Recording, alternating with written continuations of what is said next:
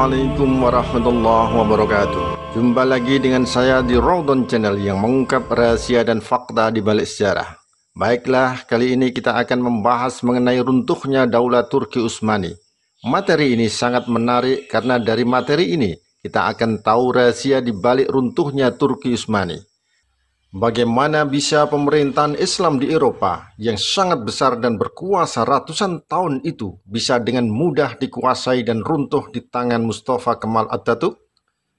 Dan mengapa posisi Mustafa Kemal Atatürk masih tetap bisa bertahan? Padahal kala itu Turki Utsmani ditaklukkan penjajah Inggris dan Prancis tahun 1918 Masehi. Ada apa? Siapa sebenarnya kekuatan di balik Mustafa Kemal Atatürk? Dan yang lebih penting lagi, mengapa jejak kebesaran keislaman Turki Utsmani juga ikut hilang seperti tanpa jejak, padahal sudah lama menjadi penguasa dunia? Kalian ingin tahu? Yuk kita membahasnya. Sekadar diketahui bahwa Daulah Turki Utsmani atau Ottoman merupakan daulah Islamia terbesar sepanjang sejarah berpusat di wilayah Eropa, Turki.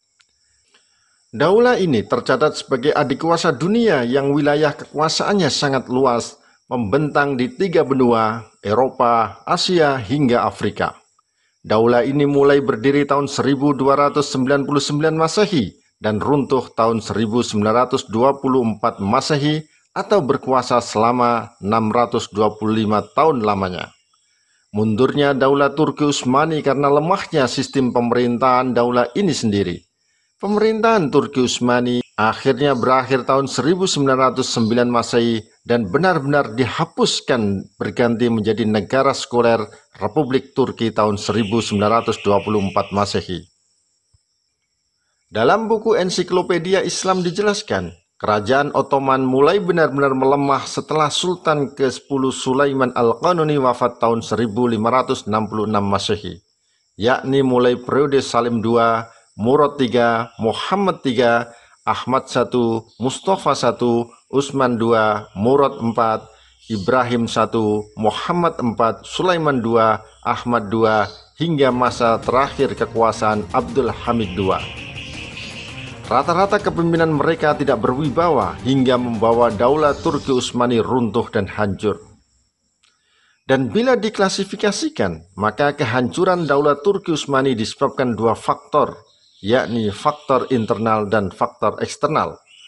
Faktor-faktor internal diantaranya adalah selain keberadaan Sultan lemah dan tidak berwibawa, juga semakin diperparah dengan praktek kehidupan mewah dan berlebih-lebihan di kalangan pembesar istana, sehingga banyak terjadi penyimpangan keuangan negara. Kondisi kerajaan terus dirundung persoalan, apalagi ditambah luasnya wilayah kekuasaan Daulah Turki Utsmani sendiri yang membentang di 3 benua, Eropa, Asia, hingga Afrika yang tidak mudah dijangkau semuanya. Masalah heterogenitas penduduk Daulah Islamia Turki Utsmaniyah juga menambah persoalan. Maka tak heran bila kondisi tersebut membuat perekonomian daulah ini kian merosot tajam. Hutang negara pun semakin menumpuk. Ditambah lagi dengan rendahnya kualitas keislaman dan praktek gonta-ganti pejabat semakin memperparah keterpurukan daulah ini. Kondisi tersebut semakin diperparah dengan aksi pemberontakan yang dilakukan tentara elit Janissary Turki Utsmani. Pemberontakan yang dilakukan tentara elit Janissary ini tentu membuat Daulah Utsmani terguncang. Maklum, selama ini tentara Janissary merupakan tulang punggung Turki Utsmani. Ditambah aksi pemberontakan tentara ini bukan hanya sekali atau 2 kali, tetapi dilakukan hingga 4 kali. Tahun 1525 Masehi, aksi pemberontakan mulai dilakukan, tetapi berhasil dipadamkan. Namun tahun 1632 Masehi, mereka kembali melakukan pemberontakan lagi. Begitu juga tahun 1727 Masehi dan terakhir dilakukan tahun 1826 Masehi sebelum akhirnya tentara Janissary dibubarkan oleh Daulah Turki Utsmani. Sejak itu, kondisi Daulah Turki Utsmani semakin merosot menuju ambang kehancuran. Bahkan di masa pemerintahan Sultan Ibrahim, suasana dalam negeri kerajaan Ottoman menjadi semakin kacau. Para ibu suri dan permaisuri turut campur dalam mengendalikan roda pemerintahan. Ibrahim adalah seorang sultan yang sangat lemah, sehingga ia hanya dijadikan boneka oleh wazir Perdana Menteri bernama Mustafa. Pada hakikatnya Mustafa lah yang memegang tampuk kekuasaan, akan tetapi kepemimpinan Mustafa tidak mampu menenteramkan suasana, bahkan mengundang banyak permusuhan di kalangan pembesar istana. Hingga akhirnya tahun 1876 Masehi, Sultan Abdul Hamid II naik takhta. Namun naiknya Sultan Abdul Hamid II masih belum menyelesaikan masalah. Kondisi Turki Utsmani masih terus dirundung persoalan. Gejolak terjadi di mana-mana dengan berbagai dalih, termasuk tuduhan pemerintahan Sultan Abdul Hamid II sebagai pemerintahan absolut, tidak demokratis, hingga menimbulkan rasa tidak senang baik di kalangan sipil maupun kalangan militer. Gerakan-gerakan oposisi pada pemerintahan inilah yang kemudian dikenal dengan nama Gerakan Turki Muda, dengan pelopornya antara lain Ahmad Riza, Muhammad Murad, dan Pangeran Shahabuddin. Sementara itu, kelompok militer yang diandalkan menjadi tulang punggung penjaga daulah justru ikut melakukan gerakan menggulingkan Sultan Abdul Hamid II dengan membentuk komite-komite rahasia seperti Komite Perkumpulan Persatuan dan Kemajuan di bawah pimpinan Mustafa Kemal Atatürk. Kondisi tersebut membuat daulah Turki Utsmani diambang kehancuran. Selain faktor internal seperti itu, faktor eksternal juga ikut memperparah kehancuran daulah Turki Utsmani. Di antaranya, di saat daulah Turki Utsmani tengah dilanda kehancuran, dunia barat yang menjadi musuh daulah Turki Utsmani justru mengalami kebangkitan sejak abad ke-11 dan mencapai masa Renaissance abad ke-15 Masehi dilanjut revolusi industri. Kondisi tersebut tentu membuat daulah Turki Utsmani semakin tertekan, apalagi setelah kelompok Yahudi juga ikut memberi tekanan pada pemerintahan Sultan Abdul Hamid II. Tekanan kelompok Yahudi dilakukan menyusul gerakan mereka mendirikan organisasi Zionis Israel di bawah pimpinan Theodor Herzl sebagai pendirinya. Dalam kongres pertama tahun 1897 di Basel, Swiss, organisasi Zionis memutuskan agar orang-orang Yahudi yang terbuang dan tercecer di sejumlah negara bisa memiliki negara sendiri. Lalu mereka minta kepada Sultan Abdul Hamid II untuk memberikan Palestina sebagai negara Zionis Israel dengan iming-iming diberi bantuan keuangan berlimpah. Iming-iming bantuan itu sebenarnya sangat menggiurkan di tengah kondisi perekonomian Turki Utsmani yang terpuruk. Tetapi permintaan Zionis tersebut ditolak mentah-mentah karena Sultan Abdul Hamid II merasa wilayah Palestina yang di dalamnya terdapat Masjidil Aqsa adalah milik umat Islam yang tetap harus dipertahankan. Lepas apakah ada tidaknya keterlibatan kelompok Zionis Israel di balik kehancuran daulah Turki Utsmani, namun yang jelas, sejak permintaan Zionis Israel ditolak, kondisi Turki Utsmani semakin terpuruk. Gejolak dan gelombang aksi terus bermunculan, dan 1 tahun berikutnya muncul gerakan Lembaga Persatuan dan Pembangunan di bawah pimpinan Mustafa Kemal Atatürk tahun 1898 Masehi. Mustafa Kemal Atatürk sendiri tercatat merupakan perwira Turki Utsmani. Tetapi sejumlah referensi juga menyebut bahwa Mustafa Kemal Atatürk masih berdarah Yahudi. Inilah yang semakin menguatkan adanya konspirasi kelompok Yahudi di balik kehancuran daulah Turki Utsmani. Namun, itu baru asumsi, belum merupakan fakta sejarah, termasuk status Mustafa sebagai keturunan Yahudi juga masih simpang siur kebenarannya. Wallahu a'lam bishawab. Namun yang jelas, gerakan Perkumpulan Persatuan dan Kemajuan di bawah pimpinan Mustafa Kemal Atatürk kian kencang. Puncaknya terjadi tahun 1909 Masehi dengan dalih gerakan mogok massal. Organisasi Persatuan dan Kesatuan berhasil memasuki Istanbul, ibu kota daulah Turki Utsmani, menyingkirkan Abdul Hamid II dan melujutinya dari pemerintahan dan keagamaan sehingga tinggal menjadi simbol belaka. 1 tahun berikutnya, tahun 1910 Masehi, Sultan Abdul Hamid II dan keturunannya pun diusir dari Turki dan aset kekayaannya disita oleh negara. Sungguh memprihatinkan nasib Sultan Abdul Hamid II yang sudah berjuang mempertahankan wilayah Palestina. Sejak itu, Turki Utsmani sebagai daulah Islamnya yang wilayah kekuasaannya membentang di 3 benua, Eropa, Asia, hingga Afrika, sudah tidak memiliki kekuatan lagi. Umat Islam juga sudah tidak punya benteng lagi yang melindunginya.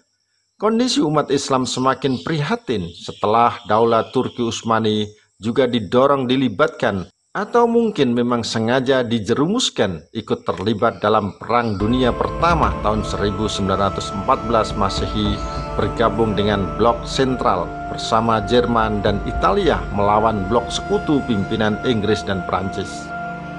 Dan akhirnya kalah, sehingga ibu kota Turki Utsmani, Istanbul, diduduki Inggris dan Prancis tahun 1918 Masehi. Anehnya, Mustafa Kemal Atatürk sebagai pihak kalah sepertinya tidak tersentuh oleh sekutu pimpinan Inggris, bahkan bisa melenggang memproklamasikan berdirinya sebuah negara Republik Turki pada tanggal 29 Oktober 1923 sekaligus didaulat sebagai presiden pertama Republik Turki. Dan puncaknya, pada tanggal 3 Maret 1924 Masehi, Atatürk membubarkan kekhalifahan daulah Turki Utsmani menjadi negara sekuler. Tak hanya itu, seluruh hal berbau Islami yang selama ini menjadi nafas pemerintahan daulah Turki Utsmaniyah dihapus dari kehidupan masyarakat Turki. Sejak itu, pemerintahan Turki dijalankan dengan gagasan nasionalisme, sekulerisme, dan westernisme yang berkiblat pada Barat. Bagi Atatürk, kemajuan Turki hanya bisa diraih dengan penerimaan Barat secara total. Sejak itu, hal-hal yang berbau Islam dan Arab dihilangkan dari kehidupan Turki. Bahkan azan pun dilarang karena menggunakan bahasa Arab Al-Quran. Jumlah masjid juga dibatasi, madrasah dibubarkan, begitu juga tarekat dan kelompok sufi. Setelah melakukan serangkaian reformasi, Turki secara resmi menyatakan diri sebagai negara sekuler tahun 1937 Masehi yang kemudian dikenal dengan istilah Kemalisme. Sosok Mustafa Kemal Atatürk dielulukan sebagai bapak revolusi Turki, juga sekaligus sebagai bapak bangsa Turki dengan gelar Atatürk. Namun bagi umat Islam, Mustafa Kemal Atatürk tidak ubahnya sebagai penghancur Islam Turki. Sejak Mustafa Kemal Atatürk berkuasa, umat Islam semakin tidak berdaya. Wilayah Islam di bawah kekuasaan Turki Utsmani pun bak menjadi kue jajahan untuk dibagi-bagi menjadi daerah jajahan bagi negara-negara Barat. Inggris menjajah wilayah Mesir, Jazirah Arabia, hingga India. Sementara Prancis menjajah Maroko, Aljazair, Libya, hingga Syria. Itulah nasib yang dialami umat Islam semenjak daulah Turki Utsmani runtuh. Benar-benar prihatin, umat Islam mengalami keterpurukan dan memasuki masa kegelapan di tengah penjajahan bangsa Eropa. Ini juga yang membuat kaum Yahudi di bawah bendera Zionis Israel leluasa mewujudkan impiannya mendirikan negara Israel di wilayah Palestina yang mereka cita-citakan selama ini. Bahkan pada bulan November 1947, Majelis Umum PBB mengeluarkan resolusi 181 membagi Palestina menjadi negara Arab dan Yahudi merdeka. Resolusi 181 itu sebenarnya ditolak kelompok Arab, namun tetap melenggang. Dan pada tanggal 14 Mei 1948, para pemimpin Zionis mendeklarasikan berdirinya negara Israel di wilayah Palestina. Inilah yang menjadi akar persoalan konflik Palestina-Israel hingga kini. Yang lebih memprihatinkan lagi, hingga kini keberadaan Palestina tetap tidak diakui oleh PBB, sementara Israel justru diakui meski Israel pendatang. Anehnya lagi, wilayah Palestina tinggal sedikit karena sebagian besar telah dikuasai Israel. Itu pun masih dipecah dengan posisi Gaza dibiarkan di wilayah barat jauh terpisah dari ibu kota Yerusalem. Sungguh memprihatinkan. Jadi, wilayah Palestina bisa direbut Israel karena daulah Turki Utsmani sebagai pelindung umat Islam telah runtuh. Namun nasi sudah menjadi bubur. Umat Islam hanya bisa mengambil ibroh dari runtuhnya Turki Utsmani untuk menjadi pelajaran di kemudian hari. Bagaimana bisa sebuah daulah Islam yang besar dan lama berkuasa tetapi akhirnya runtuh? Salah satu sebabnya karena ketidakmampuan para penguasa menjalankan roda pemerintahan, ditambah penyakit gaya hidup mewah berfoya-foya di kalangan pembesar istana, sehingga banyak terjadi penyimpangan dan penyelewengan keuangan negara. Ini yang menjadi pelajaran bagi kita sebagai generasi penerus umat Islam. Di bawah kekuasaan Mustafa Kemal Atatürk, Islam di Turki benar-benar sudah tidak berdaya dalam waktu cukup lama, sekitar 15 tahun. Namun di tahun 1937, Mustafa Kemal Atatürk mulai mengalami penurunan kesehatan dan meninggal di usia 57 tahun pada tanggal 10 November 1938 Masehi di Istana Dolmabahce. Dia dimakamkan di Museum Etnografi Ankara. Langkah Republik Turki ingin maju dengan berkiblat kepada Barat Eropa secara total, mengganti seluruh sendi kehidupan berala Barat, dan meninggalkan akar sejarah Islam, rupanya justru membuat Turki semakin hancur. Kondisi Turki semakin terpuruk jauh dari kondisi Daulah Turki Utsmani sebelumnya. Dan ini semakin membenarkan sebuah pepatah, bila ingin maju, jangan melupakan sejarah. Dan sejarah Turki adalah Islam. Ibrah pelajaran yang bisa diambil adalah bahwa ajaran Islam tidak bisa dijadikan alasan sebagai penyebab kemunduran Turki. Bukti sejarah menunjukkan Daulah Abbasiyah bisa maju pesat dan menjadi penguasa dunia kala itu hingga mencapai the golden age of Islam, juga dibangun atas dasar ajaran Islam. Begitu juga Daulah Turki Utsmani di awal-awal berdirinya hingga menjadi penguasa dunia juga dibangun dengan semangat ajaran Islam. Jadi, mundurnya suatu bangsa bukan karena ajaran Islam, tetapi karena perilaku manusia yang menyimpang dari ajaran Islam itu sendiri. Maka sejumlah pihak mulai berani bersuara. Umat Islam Turki pun mulai menggeliat lagi, geliat untuk melepaskan diri dari faham sekularisme. Bahkan di bawah pimpinan Recep Tayyip Erdogan sebagai Presiden Turki ke-12, Islam mulai bangkit, termasuk membuka kembali Blue Mosque, Masjid Biru, dan Masjid Hagia Sophia yang dulunya dijadikan sebagai museum, kini telah dibuka sebagai masjid untuk umat Islam. Negara Turki dalam beberapa kesempatan juga telah menunjukkan pembelaan kepada umat Islam, termasuk pada penderitaan rakyat Palestina. Mudah-mudahan ini menjadi tanda awal kebangkitan umat Islam setelah sekian ratus tahun lamanya tenggelam dalam keterpurukan. Demikian kisahnya, semoga bermanfaat. Wassalamualaikum warahmatullahi wabarakatuh.